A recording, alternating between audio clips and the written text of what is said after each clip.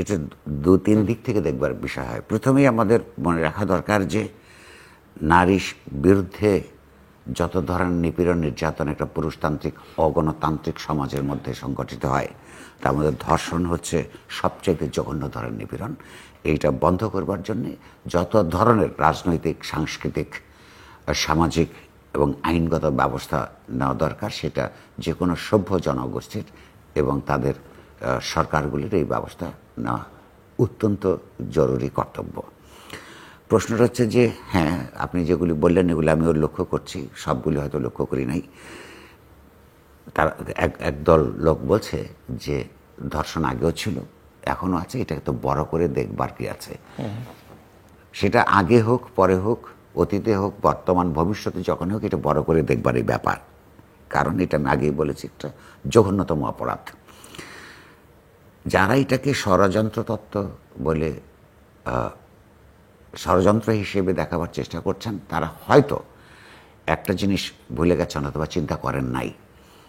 একটা সমাজে যখন বড় ধরনের কোনো গণতান্ত্রিক মুক্তি আন্দোলন সংগঠিত হয়, তখন মানুষের আশা আকাঙ্ক্ষার স্তর উপরের দিকে ওঠে।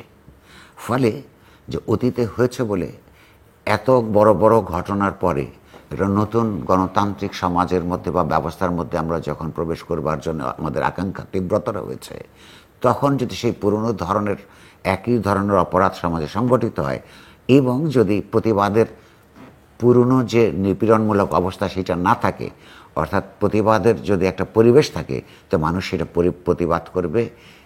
এইসব বন্ধ করবার জন্য রাষ্ট্রকে আরও বেশি আপনার দায়িত্ববান হয়ে উঠতে, সমাজকে সচেতন করতে, এইটা অত্যন্ত স্বাভাবিক একটা ঘটনা।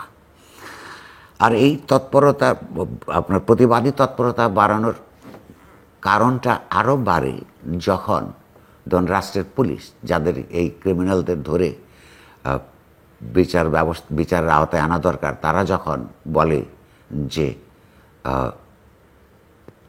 ধর্ষণকে ঠিক ধর্ষণ বলা ঠিক হবে না, তো কী বলা ঠিক হবে? যে এটা একটা নারী নির্যাতন।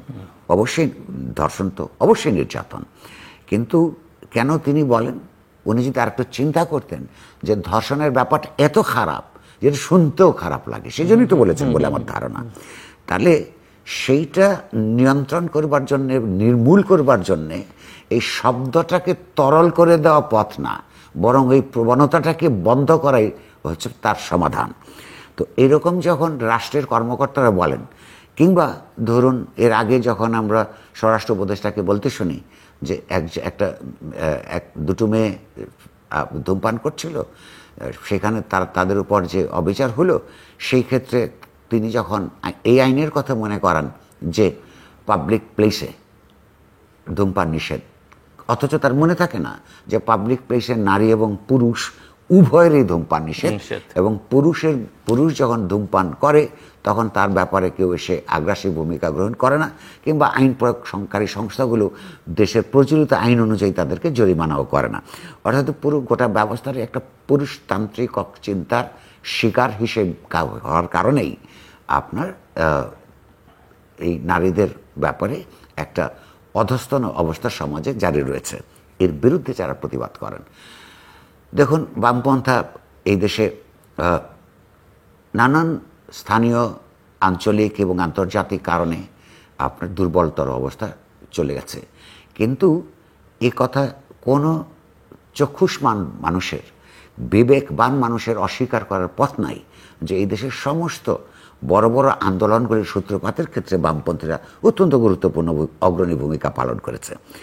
এই যে এত বড় একটা সংগ্রাম, যে 15 বছরের একটা ছোট বড় সফল অসফল নানা সংগ্রামের পরিপ্রেক্ষিতে গণঅভ্যুত্থানটি সংগঠিত হলো, এই 15 বছর ধরে নিরন্তরভাবে সবচাইতে কনসিস্টেন্টলি যারা আন্দোলন সংগ্রাম করেছে, তাদের সীমিত সামর্থ্য এবং শক্তি নিয়ে যারা আওয়ামী রেজিমের মার খেয়েছে, তাদের একটা বড় অংশ এই বামপন্থীরা।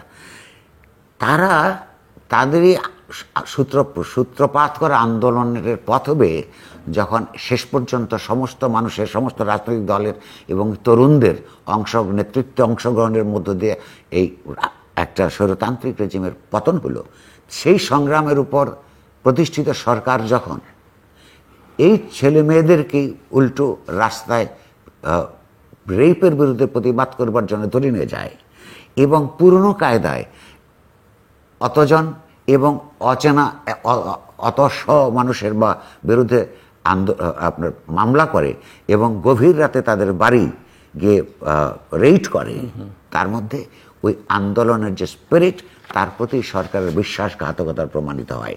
দ্বিতীয়ত একই সঙ্গে যারা এটাকে ষড়যন্ত্র হিসেবে দেখেন সেইখানে বামপন্থী বলে তাদেরকে আবার গালিগালাজ করেন।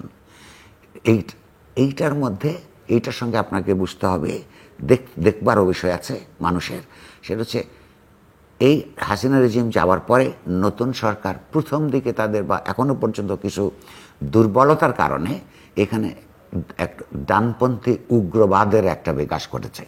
আমরা যখন দেখি যে বৈপ্লবিকতার নামে আপনার কারোর বিরুদ্ধে কোনো প্রতিষ্ঠানের বিরুদ্ধে প্রতিবাদ জানাবার জন্যে রাস্তায় ভারতের পার্শ্ববর্তী দেশ হিসাবে বাংলাদেশে গরু জবাই দেওয়ার প্রোগ্রাম নেওয়া হয়, কিংবা ধরুন তৌহিদি জনতার নামে, আপনি এগুলি তো কনোটেশন আছে কতগুলো, এগুলো যখন নেওয়া হয় এগুলো তো মূলত আসলে পতিত যে আওয়ামী লীগ সরকার এবং তাদের পরম বন্ধু ভারত যেই প্রোপাগান্ডাটা এখানে বাংলাদেশ সম্পর্কে তৈরি করছে, যেটার ডিসইনফরমেশনের বিরুদ্ধে এমনকি অধ্যাপক ইউনূস পর্যন্ত জাতিসংঘের সহযোগিতা চাইলেন, সেই ভারতীয় যে ন্যারেটিভ, যে বয়ান আওয়ামী লীগের যে বয়ান, সেইটাকেই তো শক্তিশালী করে।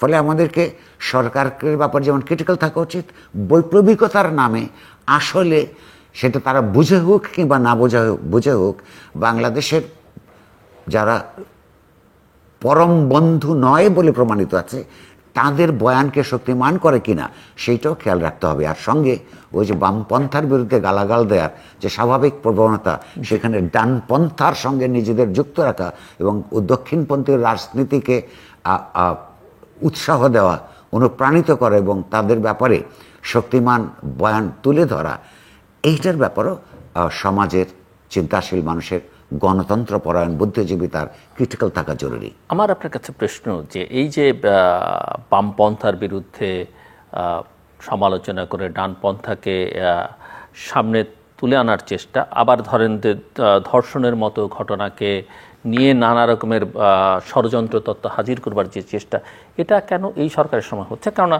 সরকার প্রধান নিজে এটি এনজিওর গ্লোবাল আইকন, এবং সরকারে যারা আছেন অনেকেই এনজিও ঘরানার, এবং এনজিও সম্পর্কে একটা ধারণা যে তারা বাংলাদেশে সহ পৃথিবীর বিভিন্ন প্রান্তে নারীর ক্ষমতায়ন নিয়ে কাজ করেছেন, নারীর অধিকার প্রতিষ্ঠার জন্য তারা, এবং এদের মধ্যে মানবাধিকার কর্মী আছে।